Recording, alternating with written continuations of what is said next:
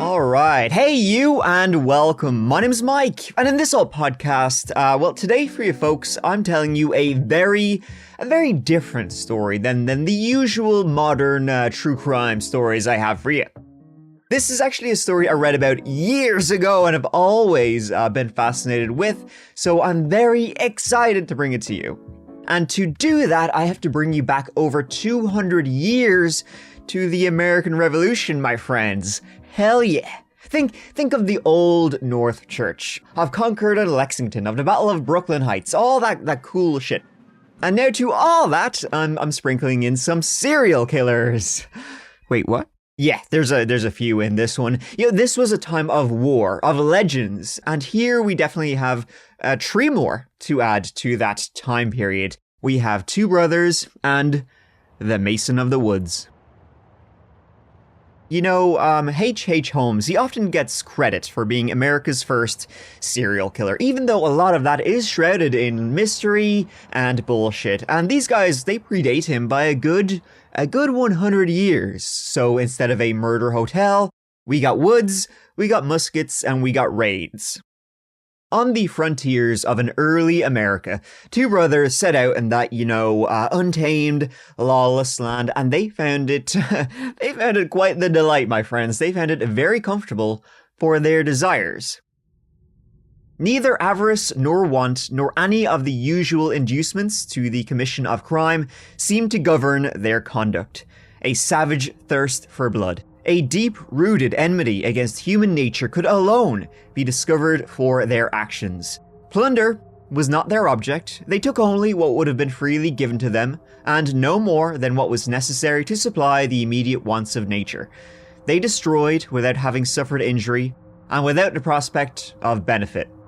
Mounted on fine horses, they plunged into the forest, eluded pursuit by frequently changing their course, and appeared unexpectedly to perpetrate new horrors, at points distant from those they were supposed to lurk. That was what a judge wrote about the Harpe Brothers, and they seemed inhuman, more like demons than men in the atrocities they would commit. And also want to give a shout out to America's First Serial Killers, a biography of the Harpe Brothers by Wallace Edwards, and also The Outlaws of Cave in Rock by Otto Rothert for being this episode's main sources. It's surprisingly hard to find information on people who lived almost 300 years ago, if you can believe that. And as always, please, if you could rate, review this podcast, follow, subscribe, it helps out more than I could ever tell you. And if you do that, I promise I will give you a virtual hug when you least expect it. Now, let's give it a go.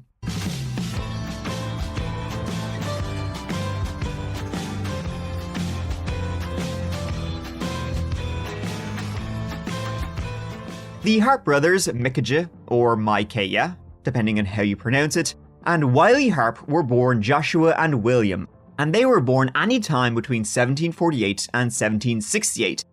Records aren't really great for obvious reasons about when exactly they were born, but one of the first things you really need to know about the Harpe brothers is that they were not brothers.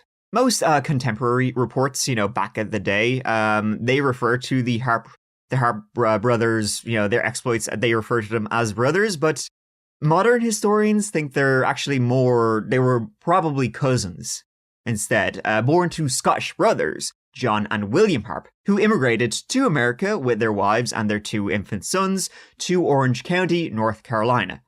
So the Harpe brothers, Micajah and Wiley, they were cousins, but they were close, like brothers. So that's how we will refer to them as. Although we don't know their exact birth date, there was only 2 years in between the two of them. And their fathers were in the British Army, and they fought in the 7 Years' War, also known as the French and Indian War. Now, not a whole lot is known about the boys' early lives, except that they grew up in relative luxury compared to the struggles of a lot of the colonials around them. So kind of why they would become what they became, it's kind of a mystery, unless it was just the horrors of war, which we will get to. Now, to kind of set the scene, 1700s frontier America, which was basically everything west of the Mississippi all the way to the Pacific Ocean, essentially. It was an extremely harsh place to live. It truly was wild. No rule of law and nobody to enforce the laws that were in place. Frontier justice was the order of the day. Basically, bounties and good old-fashioned revenge. Tough, doesn't do it justice carving out a place to live in, the wild frontiers. Some farmland in the dense forests west of the Appalachians in, the wildest of the wild. The pure untamed. It was not something for the faint of heart. Calling for help, not really a thing. You're kind of on your own, to be honest. Many people had kids. Children often died of the countless ailments that could befall them, but people also needed as many hands on deck as possible to survive out there. You had kids because you needed help around the farm. So at the time of the story, everything west was a big old question mark, and that is where the majority of our story takes place. At the time, planning never went further than the season you were in, hoping that, next spring would bring something more. And everything was scarce, except the land and the sky. And danger, of course. That was not scarce either. Diseases, wild animals, accidents, raids by the natives, it's all that. And of course, raids by the non-indigenous people too. Your neighbor may be just as likely to kill you for your cow as for your field. The people who lived in these areas around this time, Kentucky, Tennessee, they were mostly Scottish and Irish, people who had developed, a distaste for authority, so they were coming from countries that were under the yoke of another power. They wanted to get away from that. They wanted to get away from civilization, as far away from it as they could. They wanted to get far away, from government, giving an even more lawless nature to an already lawless place. Plus, they did bring their whiskey with them, and hence why, Kentucky is famous for bourbon, which came from, Scottish and Irish whiskey. So the people living there, a lot of them just wanted to get away. And some wanted to get away just a teeny bit more than others, like criminals from the more populated eastern states. They would come to these areas looking for an escape. And so bandits, around here were pretty common. The frontier population of Kentucky around this time was about 200,000 people. Trading, agriculture, that was, the center of life for them. And, it was still very wild. Buffalo and bears were very common in the area.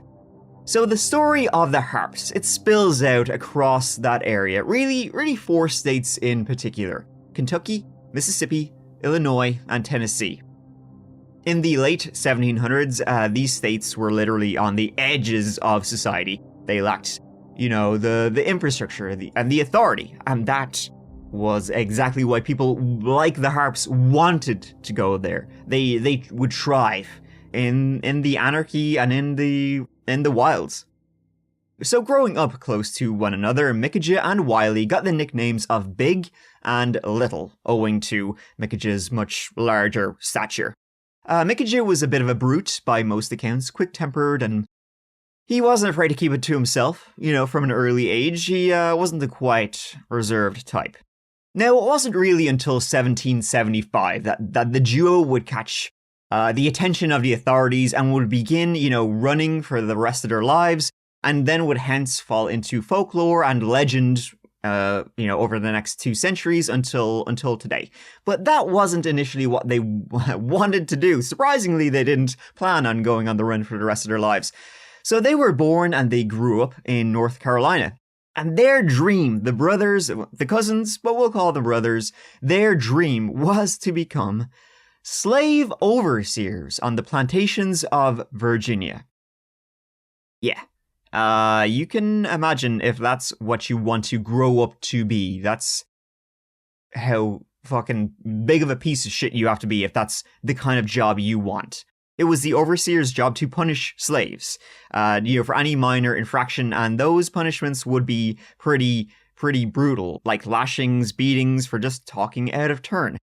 And that was what they wanted. When I grew up, that's what I want to do for a living. Wow, well, that's right there, I suppose you got dead giveaway for what they would go on to become. But, unfortunately for the brothers Harpe, there was like this little whole thing where a pesky bunch of patriot rebels, they themselves had dreams that kind of clashed with the Harpes, and they kind of acted on those dreams. And when the Revolutionary War went and broke out, after the shot heard round the world was fired at the old North Bridge in Concord, Massachusetts, one spring day in 1775, well, that's kind of sort of disrupted the Harpe boys' plans. See, what the Harpe brothers, they wanted to do, that's pretty fucking sick. But what they would go on to actually do was sicker. And their hatred of people and, well, kind of America itself, it actually stemmed from something that Micajah and Wiley's fathers, something that happened to their fathers, John and William. See, when the American Revolution broke out, John and William, they tried to join the Patriot cause, but they were rejected, owing to their prior involvement with the Brits during the earlier regulatory movement of 1766 to 1771.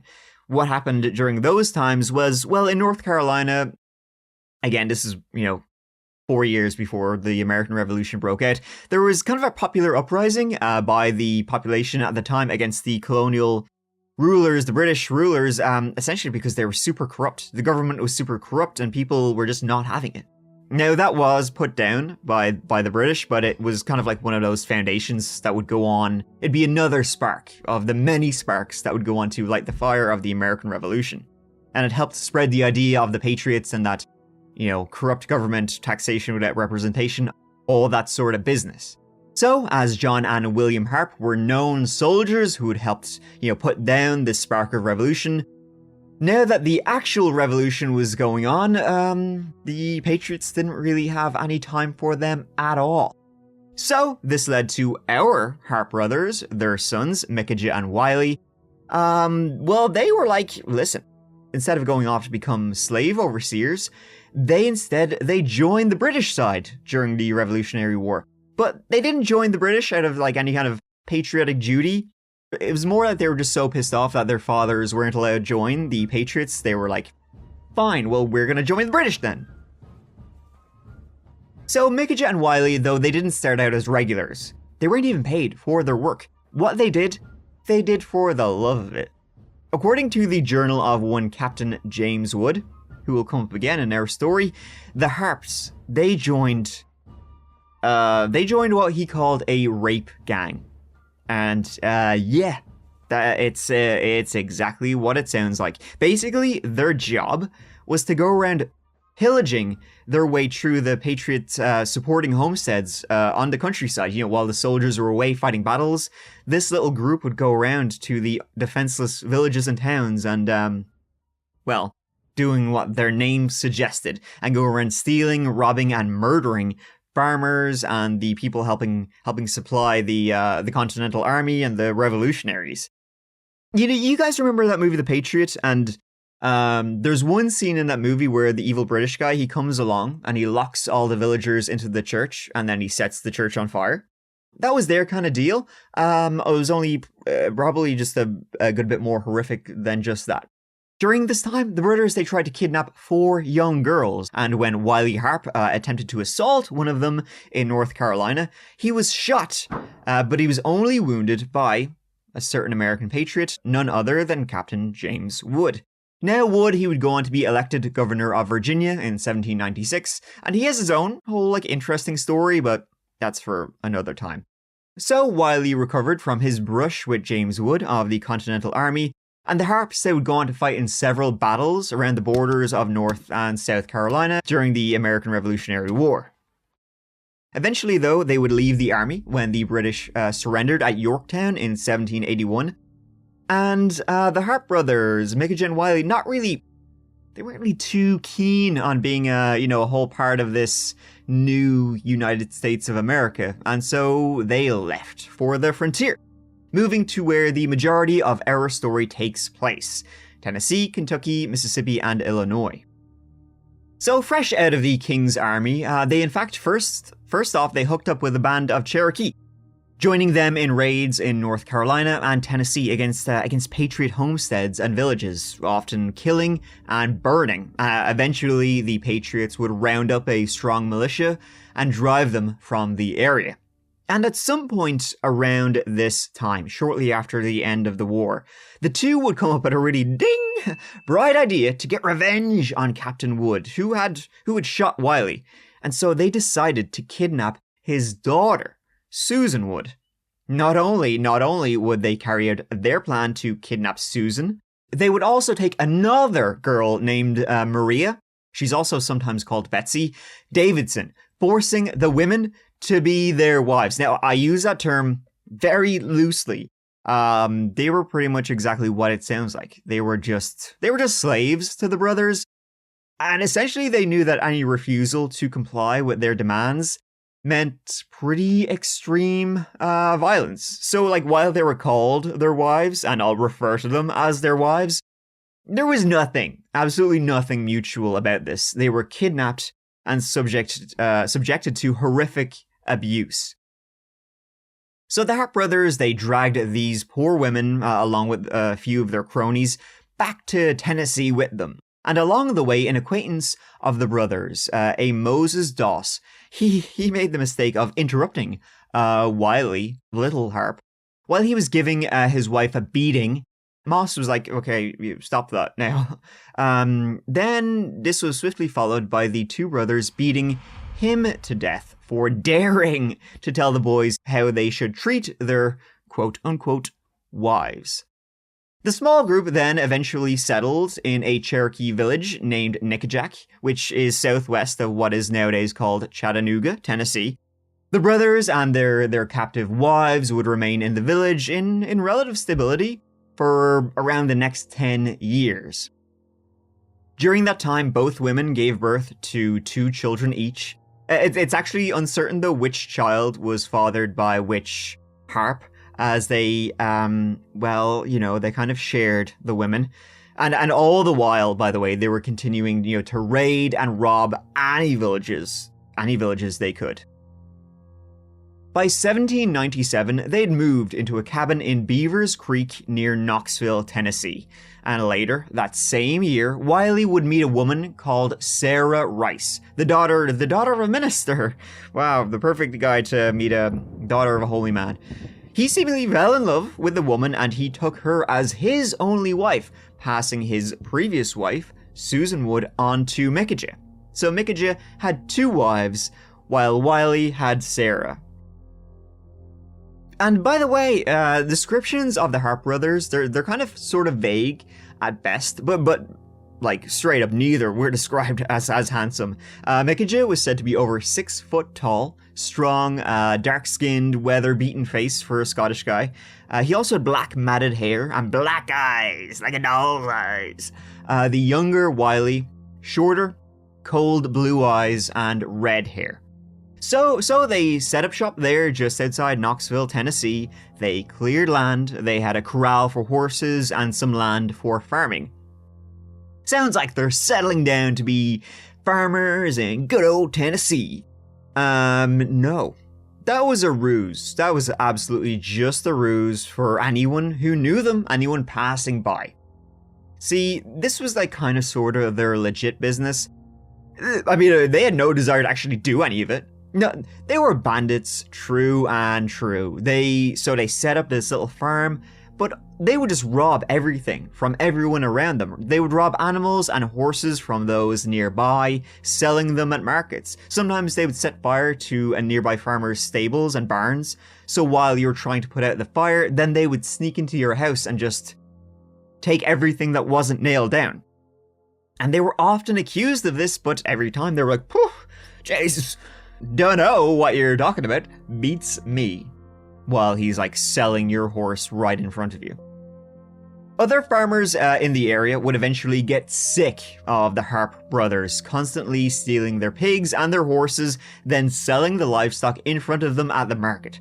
So a big old gang got the torches and the pitchforks and marched on the Harpe cabin.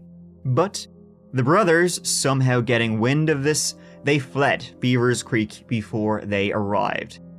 This gang, by the way, it wasn't like they were not giving up. They actually followed the Harpes and their wives and their kids all the way to the Cumberland Mountains, which in those days was a fair bit north. Like now, a little bit over an hour's drive.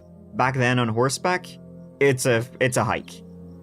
And there they were captured. The farmers were not going to let this go. And so Micajah and Wiley, they were bound and they were dragged back to Knoxville. But just outside of town, they somehow managed to undo the ropes, and they managed to escape on horseback into the woods, never to be seen again by those guys. Or so they thought. Around this time, they were also suspected of murdering a man named Johnson, whose body had been found in the Holstein River near Knoxville. This Johnson fella, his torso had been ripped open and stuffed with rocks. And that was something that would later become a trademark of the Harpes' victims. And so when they were driven from Knoxville, this seemed to spell the end of just any type of pretending to be normal for the brothers. The two finally just snapped and from now on, they wouldn't put up any pretenses. They would just give in to their ultra violent tendencies. And so they embarked on a murder spree that kind of makes most modern day serial killers look pretty lame, to be honest. Like, it's still regarded as one of the most savage, bloody, and cruel in the history of the United States of America. Seriously, some of the horrible shit these guys got up to it's unrepeatable. But I mean, I'll give it a go. So strap in for this one, because it's gonna get a hell of a lot worse. So the Harpes, they fled Knoxville. They found their three wives who had been hiding in the woods. I mean, on one hand, two were kidnapped, so I don't know why they didn't just make a run for it while they could. But on the other hand, like, where would they go? This is the wildest frontier, and the Harpes are not the only bandits in those woods. So their infamous spree started out in Knoxville, which back then was the capital of Tennessee, and from there they headed north toward Kentucky, where they killed a man in Knox County and another man, a peddler named Peyton, on the Wilderness Trail, stealing his goods and horse to add insult to brutal death. By the end of the year, the Harpes had moved up north to Kentucky, where they killed two travelers from Maryland named Paca and Bates. One was shot through the heart by musket, the other's head cleaved open with a tomahawk. Again, they used their favorite method of disposal, disemboweling and filling the corpse with rocks and throwing the body into the river. Now, the infamy of the Harpe Brothers really began when the body of John Langford, another traveler heading to Kentucky from Virginia, was discovered. A local innkeeper directed authorities in the direction of the Harpe boys. John Langford, he had met the Harpe Brothers at an inn, and he happened to just offer to buy them breakfast, unfortunately revealing he had some money. And so they went out for a walk together, and the next time John was seen was, well, it was his corpse. And so when the local innkeeper pointed the finger at the Harpes, posse was out after them. The brothers, they were captured on Christmas Day and jailed in Danville, Kentucky. And the two men and their, again, three wives were charged with murder. They were charged with murder after they were found with some of John Langford's items. But this spell of incarceration would only be brief, with the two managing to escape custody soon after. Micajah and Wiley managed to cut a hole in the jailhouse wall. Their wives, who were also in jail, were left behind as they were all pregnant at the time. The three women, by the way, Susan Wood, Maria Davidson, and Sarah Rice, all were charged with the murder of John Langford, but none would be prosecuted. So now the Harpe Brothers were on the run. Now it's just guys being dudes. A posse was now formed to hunt down the Harpe Brothers, with the sole intention of capturing the fugitive brothers and taking them straight to the gallows. It's the hot place for you, pal. The duo, though, were undeterred by their little sojourn into the prison system, and they were fast on the run. The posse that was hunting them, it almost got them a couple of times. It was always like hot on their heels. At one stage, the hunters following the Harpe Brothers, they stopped off at the farm of one Colonel Daniel Trabue, asking him to join them as they tracked down the Harpes. But he said, "No, guys, I'm sorry, I can't help you out." He was waiting for his son to come home with their dog. His son had just been sent over to a nearby friend to borrow some flour. Unfortunately, while Colonel Daniel Trabue was waiting for his son, the Harpes encountered his son first, and 2 weeks later his mutilated body was found. Upon hearing of this, Kentucky Governor James Girard put a $300 bounty on each of the Harpe brothers' heads. This was a serious chunk of change in those days. Like today, you're talking over $50,000. So in response, a man named John Leeper would raise a new, larger posse, intent on finally hunting down the bloody Harpes and ending their reign of terror. Escaping north away from their pursuers, the Harpes killed more men. It's just the two of them on the run, and they were stacking up bodies left, right, and center. Frederick Stump, they came across him while he was fishing, and he saw them. He was like, "Hey guys, join me." He prepared some food for them. He got out his fiddle. Frederick's remains were later found in the river, guts replaced with rocks. By the way, you're probably wondering, how do they keep finding the victims if they have rocks in their stomachs? Well, the currents of the river, that would often toss the body around, so the rocks would fall out and the body rise up. And it's thought that as they trekked through the woods, anyone they came across was fair game to them. Next, near the mouth of the Saline River in Shawneetown, the bodies of 3 men were found. They had been camping by a fire when the Harpes stumbled across them, and of course, promptly shot and murdered all 3 men. And so they escaped the posses sent after them, including John Leeper's, and also another bigger, better trained posse organized by a certain Captain Young. Captain Young was called the Exterminator. Oh, hell yeah! And they marched throughout Kentucky, going after bandits and other outlaws.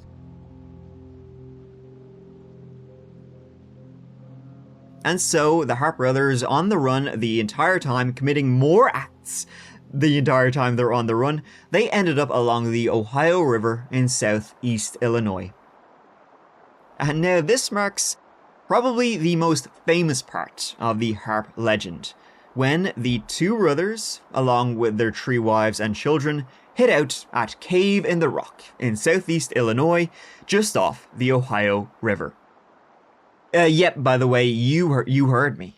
Susan, Maria, and Sarah, who were all freed from jail after the judge declined to prosecute them for the murder of John Langford, they went off and rejoined their husbands. It's crazy. So Micajah and Wiley left them behind as they were pregnant, and they gave birth in jail. The townsfolk, they felt so sorry for them. They thought they were just so pathetic. They were in such a bad state, and they saw, you're married to serial killers. They gave them food, they gave them clothing, and they sent them on their way back, to return to Knoxville. The 3 women then promptly about-faced and would follow their husbands to Illinois. And we can only guess they organized this while in jail. So, their new home was Cave in the Rock, or just Cave in Rock. And it was a notorious pirate hangout, filled with, the exact kind of people the boys could comfortably hide amongst, or at least for a while. Like, think of a den of debauchery. You will never find a more wretched hive of scum and villainy. This Cave in Rock. It was full of criminals and outlaws driven from Kentucky by Captain Young, the Exterminator, so they all joined up at Cave in Rock. Chief amongst the river pirates of Cave in Rock was a man named Samuel Mason, another notorious bandit, who led the Mason Gang, who were river pirates and highwaymen. Now Samuel Mason, he was born in Virginia in 1739, and he served in the Revolutionary War He was a captain in the Ohio County Militia, and he helped lead raids against the pro-British Seneca tribe in northeast Pennsylvania. To actually talk a little bit more about Samuel Mason, after the war, he was an elected official and justice of the peace in what is today Washington County, southwestern PA. And he later moved on to Kentucky, and there he engaged in just full-on criminality. Like, I can only presume he found it a lot more lucrative than honest work being a justice of the peace. Now, he himself would become extremely notorious, operating with his gang out of the woods in Missouri and being a highwayman who terrorized Natchez Trace. Now, Natchez Trace is a forest trail, a historic one, really, that goes from Nashville in Tennessee all the way southwest to Natchez in Mississippi. It's an extremely long trail through the woods and over hills, 440 miles long, that's over 700 kilometers. And it links the Mississippi River to the Cumberland River. And it's been used for like centuries, going back to like prehistoric times. It was initially a trail that animals used when they were migrating. And later it was used by the Native Americans, and they cleaned it up and they began using it. And then later the European settlers would use it. I mean, picture in your mind a trail through the woods surrounded by thick forests on all sides. It's exactly that. It was used by traders, everyday folk, preachers oftentimes. And that is where Samuel Mason and his gang would stalk, rob, and kill folk they came across going down that trail. And that's where Samuel Mason would get the name Mason of the Woods. Really? Like, this part sounds like an urban legend, like the Blair Witch Project or something. It's actually pretty cool. Someone should make a movie out of this.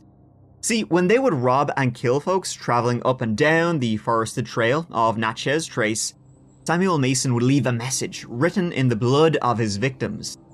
Done by Mason of the Woods. Pretty scary shit. And now this bastard was joined by two more, the Harpes. Now, though whereas the Harpes were bloodthirsty brutes who really kind of thought of nothing more than torture and mayhem, Samuel Mason, he was like the intelligent serial killer criminal. Like, he wasn't as bloodthirsty as they were. He was more interested in like robbery than the actual killing itself. Now, Cave in Rock, that would be described as, in 1807, thusly. It is a very curious cavern. I could not help observing what a very convenient situation this would be for a hermit or for a convent of monks. I have no doubt that it has been the dwelling of some person or persons, as the marks of smoke and likewise some wooden hooks affixed to the walls sufficiently prove. Formerly, perhaps, it was inhabited by Indians, but since, with more probability, by a gang of that banditti, headed by Mason and others, who, a few years ago, infested this part of the country and committed a great number of robberies and murders. To describe Cave in Rock for you, it's a giant cave mouth in a cliff formation. The cliffs are about 60 feet high, and the cave is literally right on the river. Like, there's a steep decline, and the river is right there. The Ohio River. And the river, it's about half a mile. It's pretty big to the other bank. So the mouth of the cave, it's very large, has a sandy floor, and it's also quite tall too. It's not a very claustrophobic cave. It's tall, it's wide, it's not particularly deep, maybe 100 feet deep. And back towards the end, there's actually a hole in the ceiling, like in the roof of the cave, letting in light. So even at the back, it's never too dark. Definitely big enough to hold a gang and their families. And it provided a clear view of the Ohio River. So lookouts, they would spot boats going up and down, and juicy targets spied. They get their little rowboats going, and well, do what marauders do: rob, rape, and kill any they found. And they found a lot. Samuel Mason himself, when he was operating out of Cave in Rock, had been since 1797. This was before he moved up to Natchez Trace and became Mason of the Woods, he would set up a trap for passing travelers. Like, he put up a sign that said, "Liquor Vault and House of Entertainment, open to the public." And, well, any passing captains were lured in. So the posse was still hunting the Harps, and they were hot on their trail, but they stopped their pursuit short of Cave and Rock. So the Harps, they were free for now. Samuel Mason and his pirate gang, they gave the two brothers, their wives, and their kids sanctuary, welcomed them into the fold, and in return the brothers would help Mason and his gang in their raids on their flatboats on the Ohio River, sometimes going after smaller ships they deemed an easy target.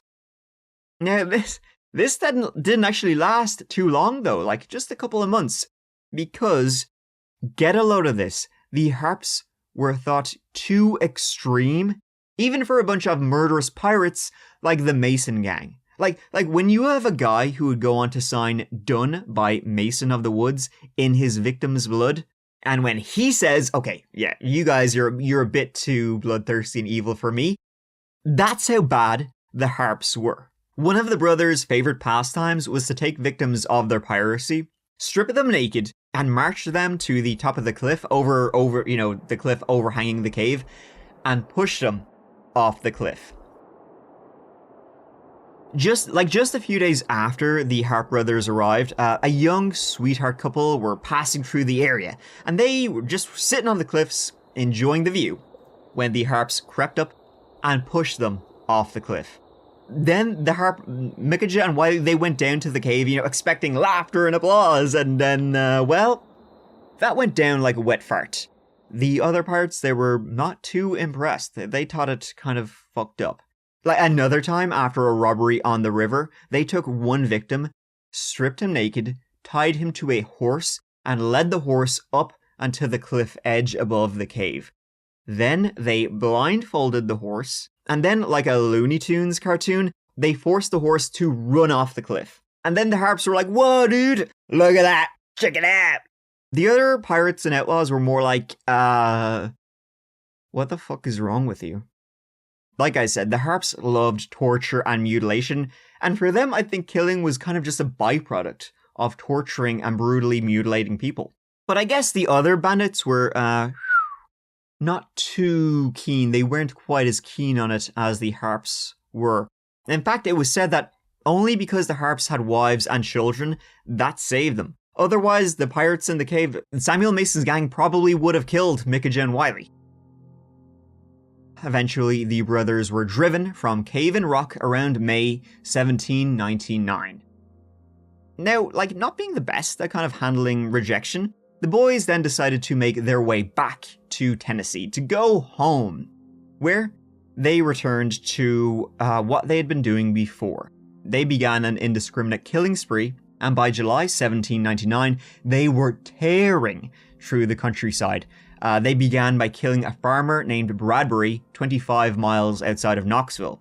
Now, by this stage, the locals assumed the Harps would never come back after what they had done. They had been driven from town.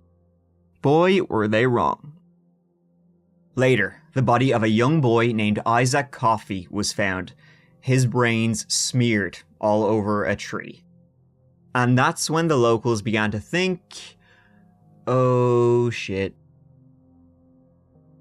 The next victim of the Harps, William Ballard, was subjected to the boys' old favourite of disemboweling and being tossed into a river. And not long after killing Ballard, he was swiftly followed by James Brassel, who had his throat slashed open and his body dumped. What happened was the Harpe brothers had come across two other brothers, James and Robert Brassel, met them on the road, and the Harpes asked them if there was any news. What's going on in the area? What's the latest? The Brassel brothers told of the murders in the area of William Ballard and of young Isaac Coffey. The Harpes then said, oh yeah, we heard about that. Nasty business. We're actually part of a posse that's hunting the Harpes who have returned. Micajah and Wiley then, for shits and giggles, accused James and Robert Brassel of themselves being the Harpe brothers and attacked them. Now Robert, he managed to escape on horseback, but James, he wasn't quick enough. The Harpes beat the poor man to death and they slit his throat. Robert Brassel fled, and he managed to gather a few men and go back for his brother, whom he found murdered. They then tracked the Harpes and came across them, leaving the area with their wives and their children and all their supplies. And this group that was after them was too afraid to arrest them. They just silently watched them, trembling. That's how terrifying the Harpes were. They had just killed the brother of one of the members of this group, and they were still too afraid to arrest them.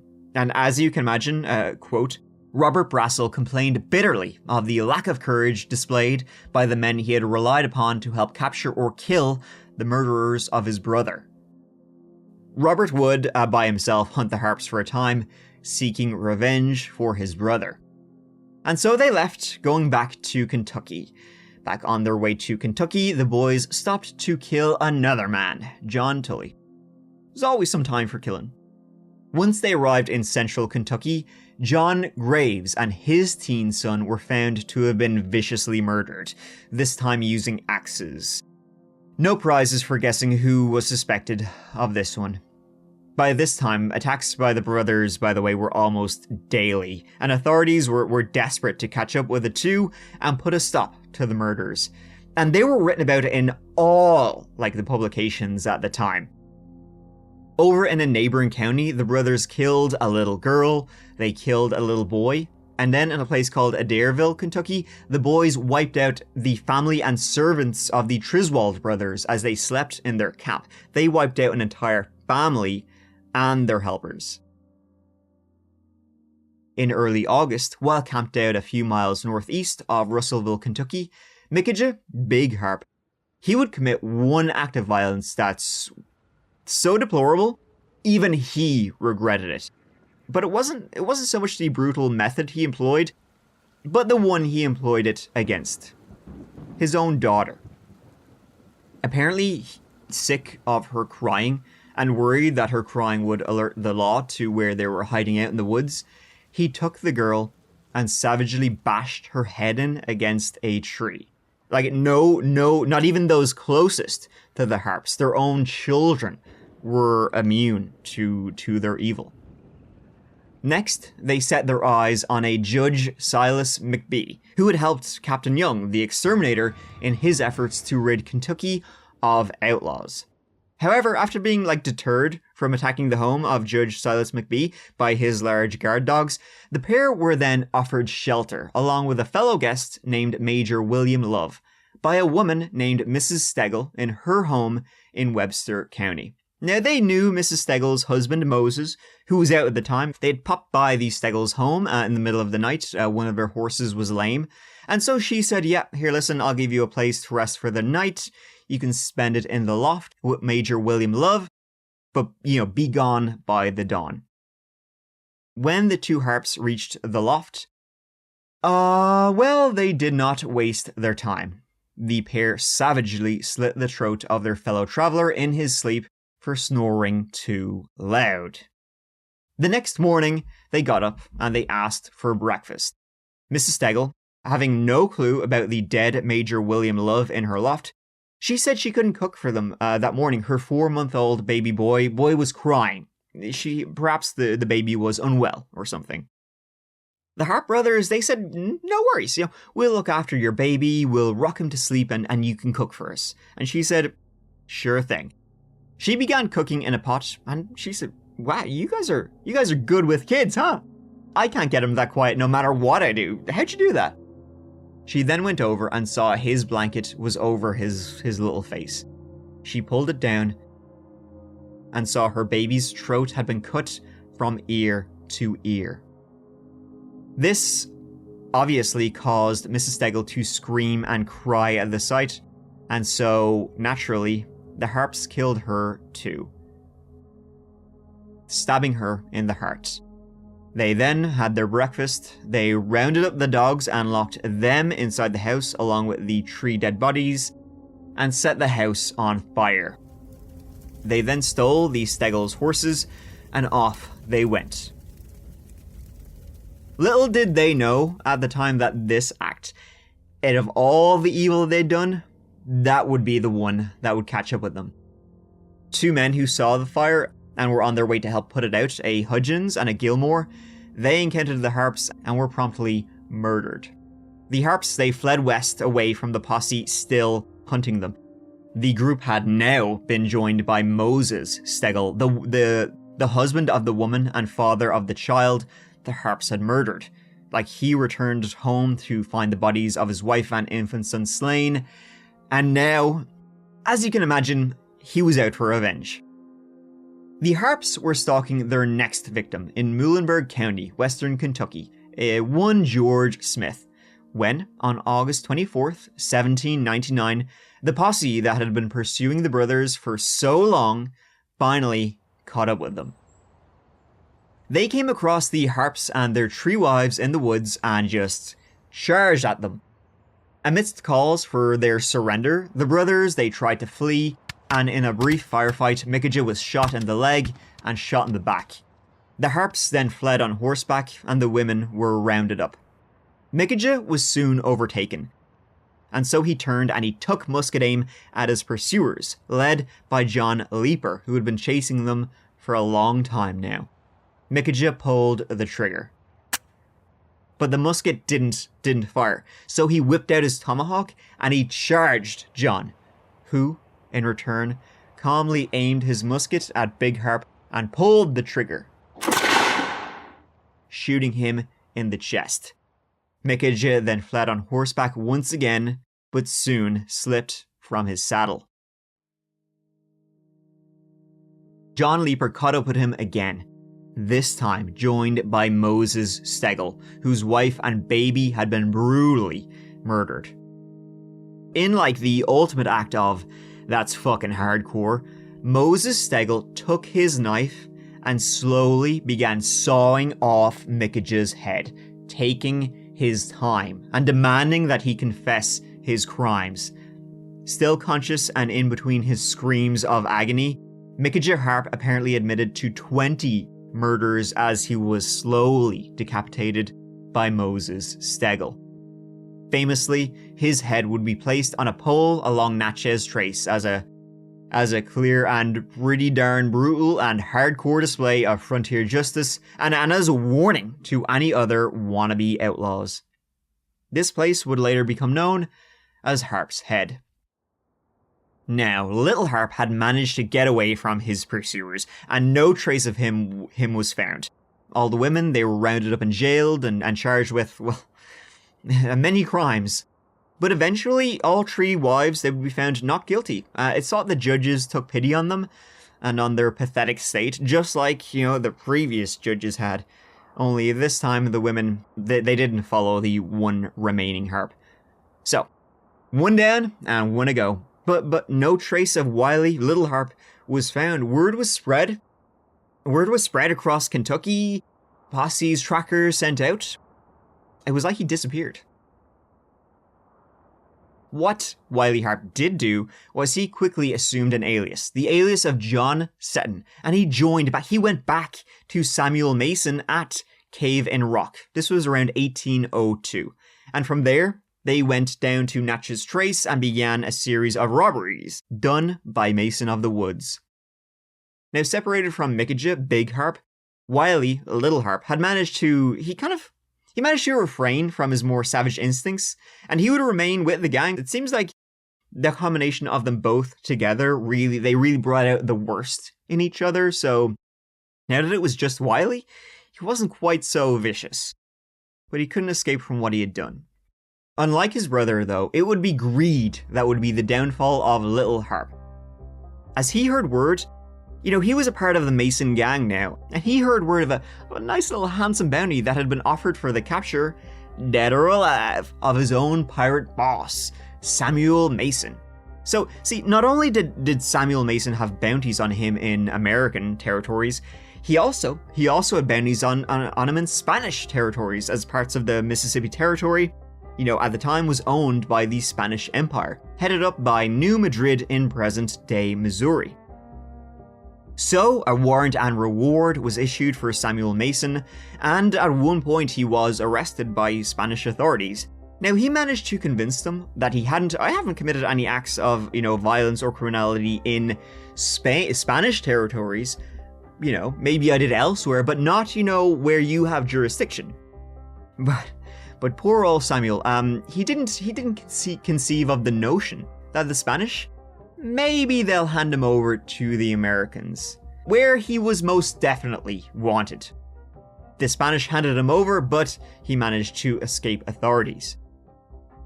It was around that point that Wiley Harpe, he conspired with a fellow pirate named James May. James May, he was another sack of shit driven out of Kentucky by the Exterminator. And so the two of them, the brain trust over here, they decided they would claim the reward on Samuel Mason. Now, it's not known if they actually killed Mason or if he died of some other illness. He was getting a little bit old by this stage, so maybe they just took advantage of the present circumstances. But I mean, hey, listen, these are two people with a long track record. So regardless of how he actually died, Samuel Mason had his head cut off with a tomahawk. Then they wrapped his severed head in clay to try and preserve it, and Wiley and James went down to Natchez to deliver this reward of Samuel Mason.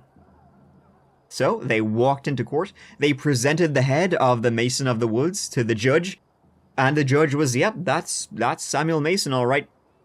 However, while in the courtroom trying to claim the reward, someone recognized Wiley Harpe going under the name John Seton and asked he be arrested too, along with James May. He was clapped in irons, and more people would come forward to identify John Seton as Wiley Little Harpe. All his chickens were coming home to roost. Now, at one point, Wiley and James May, they managed to escape the prison, and they made a run. They booked it for Natchez Trace, hoping to escape into the woods. But a gang quickly caught up with them and brought them back to Natchez. There, they were put on trial, the territory against John Seton and James May, and they both pleaded not guilty. Each was found guilty, and on the afternoon of February 8th, 1804, Wiley Harpe and James May were taken from the jail to a field known as Gallows Field, just north of town. A rope was hung from a large tree, and both men had to climb a ladder up, and the noose fastened around their neck. The ladder was then removed, and they dropped. Their heads were cut off and placed on stakes along Natchez Trace, just like Mickage's.